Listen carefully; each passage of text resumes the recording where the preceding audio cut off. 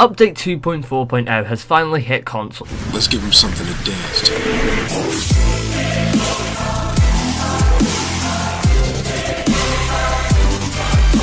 Hello, what's going on, Guardians? My name is Erupt and welcome back to another Destiny video. Now in today's video we're going to be taking a look at three main parts of the 2.4.0 update within the weapon tuning section. So there has been a lot of differences and changes made to some of the weapons that were dominating PvP. Also, some weapons that will be coming back in year 3 have also been tuned so they can fit the criteria of the average Crucible player.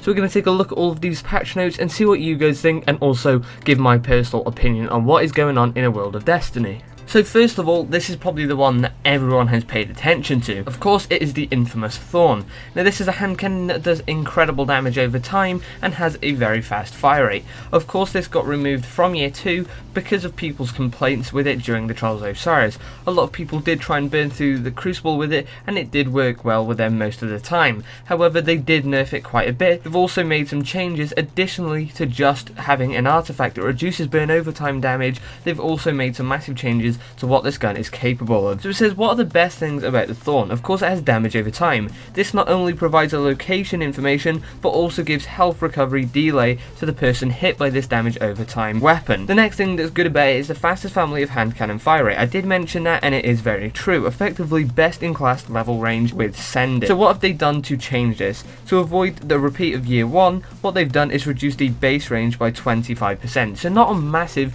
set of things has been changed to it, but it has had a nerf in terms of the range that it can hit people from. This could be troubling, as it is a quarter of its range has been removed. That's quite a lot when you look at hand cannons, as they don't have massive range as it is. This has had a minus 25% drop. That is going to have an impact on the weapon, and only time can tell what this really does in year 3 for the Thorn and how well that this gun performs. It truly doesn't sound like it will be as much of a mess as it was in year 1, but it still will have some damage with the damage over time, as that has not been changed, apart from they have added an artifact in that will reduce the power that has over the people with that artifact equipped. Now the next thing that I want to talk about is the universal remote. This has had also some nerfs, and everyone was asking for nerfs for this for a long time, apart from the people that got very good with this weapon and very comfortable with how far it could actually shoot. So this was one of these shotguns that wasn't put in the special area, but it could be put in primary. Then again, every time you spawned in, you would have a new set of ammo. So that was one of the best things about it, that it was a shotgun with crazy range and also its own set of bullets that you didn't have to pick up during a certain time in the match. So what are these massive changes that I talk about that have been done to the universal remote? So the first thing that I want to say is the exotic perk range bonus reduced by 75%. No longer guarantees maximum shotgun range. So with the final perk on and when you were aiming in, it gave you 100% range. It is by far the best shotgun in terms of range in the game.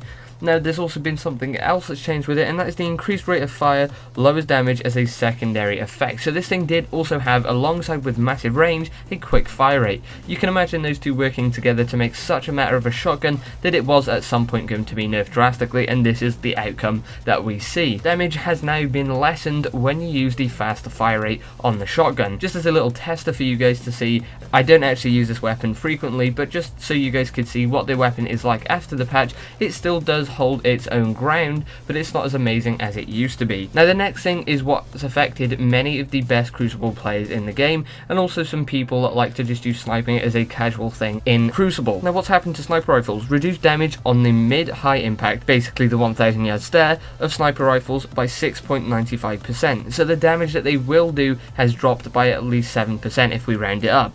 Now the mid-high impact snipers can no longer reliably kill high armor guardians in super. So what this means is when a Stormcaller is usually doing that animation that it does, be it landfall or just a standard animation of unleashing its super, it usually gets sniped in the head. Same with blade dancers, hammers, and also other things. So that's a shame to see that happen, and now supers can no longer be taken away. A lot of people complained about this, that when you're watching competitive game modes in the future in terms of esports, when someone unleashes the super, the rest of the enemy team are just going to flee to the other side of the map, and there's going to be no conflict, and it's just not going to be fun to watch. Now the last thing is No Land Beyond is not affected by this damage reduction. So if you like the No Land Beyond, you don't have to worry about this. It's probably still going to have the power to take at someone in their super.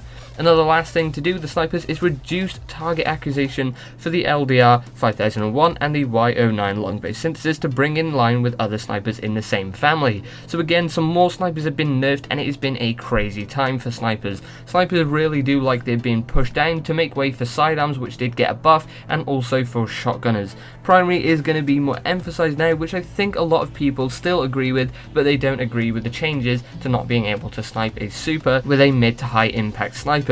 The 1000 yard stare and the LDR and other guns like that, like the longbow synthesis, have really lost their value now, but they are still very strong anyway. But they do require now a double body shot, which is probably the main complaint a lot of people have. That's all for today, guys. If you did enjoy today's video, then please be sure to leave a like, comment, subscribe, share this on social media for more Destiny tips, tricks, news, and updates in the community. My name's been Erupt, and have a great day.